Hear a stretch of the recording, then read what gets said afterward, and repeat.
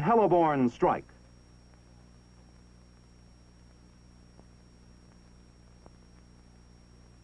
Pilots of a utility tactical transportation helicopter platoon leave their quarters for the briefing area. As they will fly the 5 armed escort helicopters, the briefing must be detailed and explicit. The UTT briefing they will receive will be followed by a briefing from the transportation company of H-21 troop carriers that the UH-1s will support.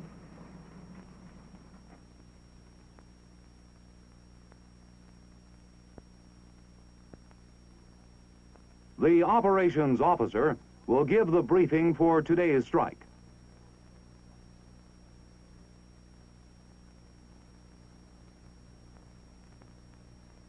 Three UH-1As and 2 UH-1Bs will comprise the escort for the H-21s. After the Vietnamese troops have been landed, all aircraft will return to the loading zone to rearm and refuel.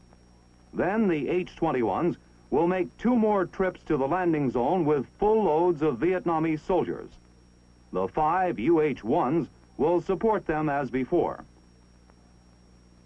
Now with the H-21s at the loading zone.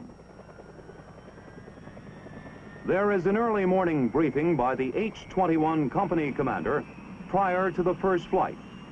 Flight routes and formations are discussed. All frequencies and call signs remain the same.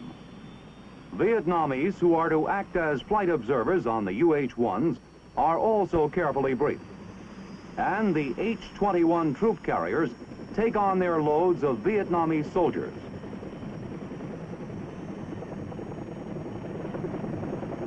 Ten men with their equipment into each big helicopter.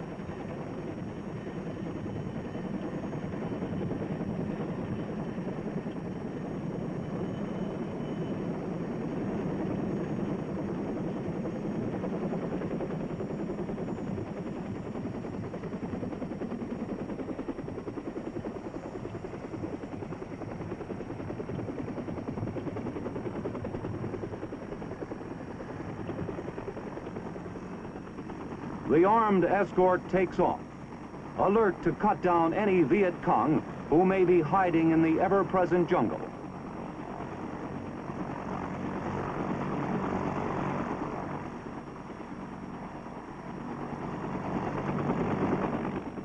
The 5 tough little choppers circle to take their places as protectors of the air fleet, which is now setting out for the landing zone.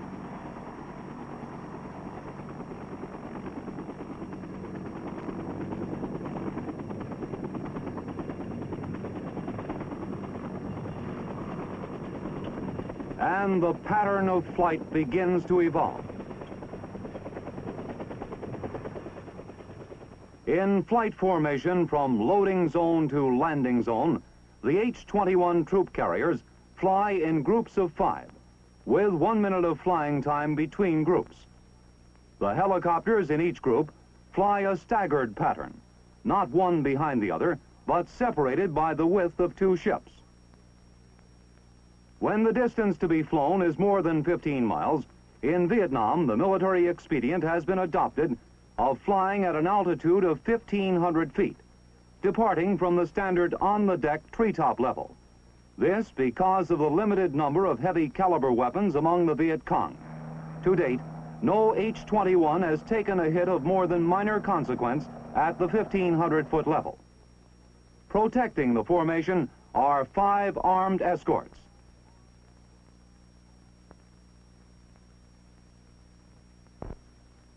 Two of them escort the leading serial, parallel to the last H-21 of the group, and about 300 yards away on either side. From this position, they can look down on whoever or whatever may direct fire on their charges. The 3 other armed escorts are stacked some 500 or 600 feet above the formation, so placed that the tailing UH-1 will have the last H-21 of the final group and all its fellows under his constant surveillance. Experience has shown that 5 or at the most 6 armed escorts are sufficient to protect from 5 to 30 H-21s at the landing zone. The platoon leader of the armed escort is always in one of the 3 UH-1s stacked high above the formation.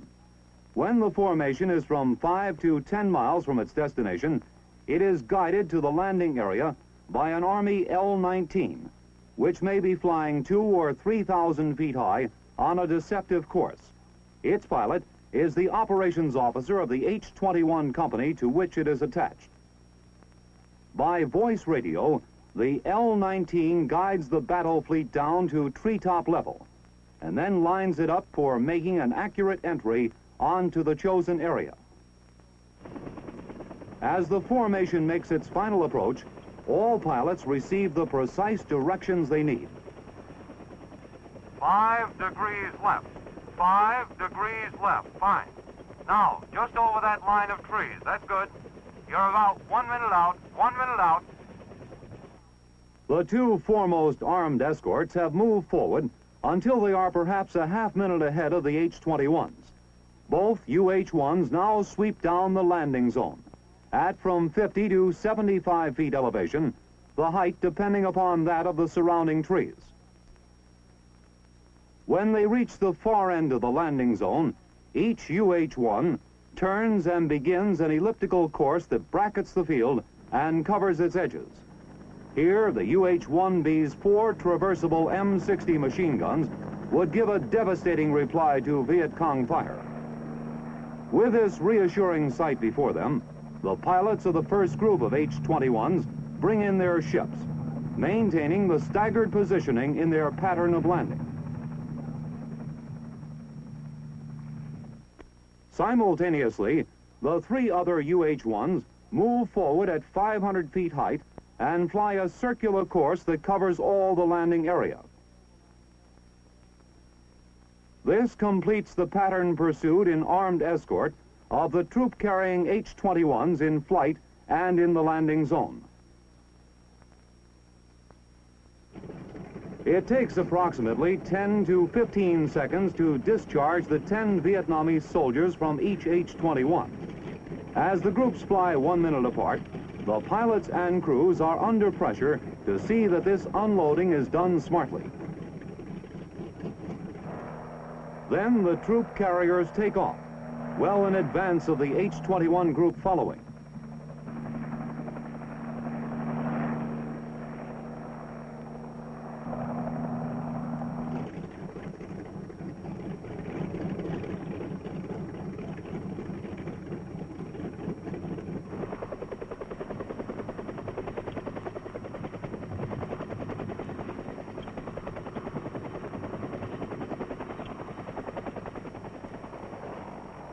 Now let's suppose that one H-21 is fired on when coming in and landing.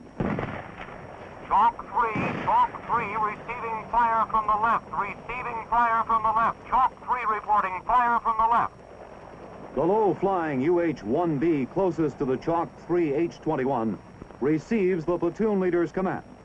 Red 2, direct fire on area to left of Chalk 3. Repeat, direct fire on area to left of Chalk 3. Then join us upstairs. The UH-1B makes its run on the Viet Cong's hiding place. The gunner traversing the machine guns pours fire into the area.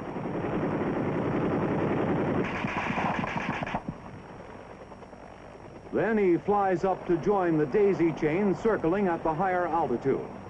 There he'll be able to use the lethal rockets prohibited him at the lower level, where he would be flying through the ricochet of his own rocket bursts.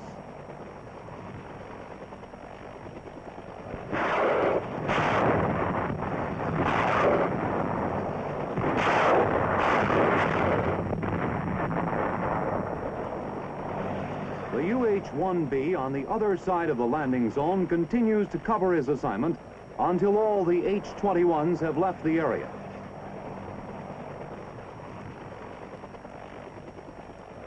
The daisy chain technique is to maintain continuous fire on the Viet Cong so that he never has a chance to come out from cover and fire. This pattern of protective fire has been extremely effective.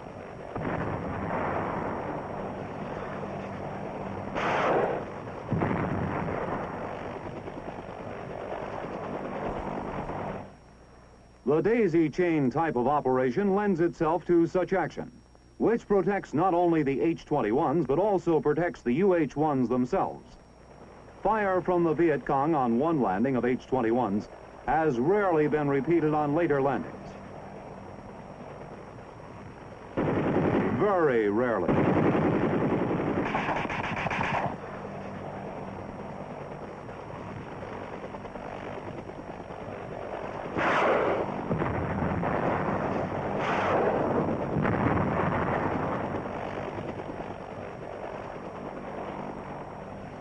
As for the armed helicopters themselves, they have taken many hits, but only one of these tough airborne artillery batteries has been put out of action by enemy fire. So as the lurking enemy is being blasted, and with ground troops landed to mop up, the heliborne action is being won.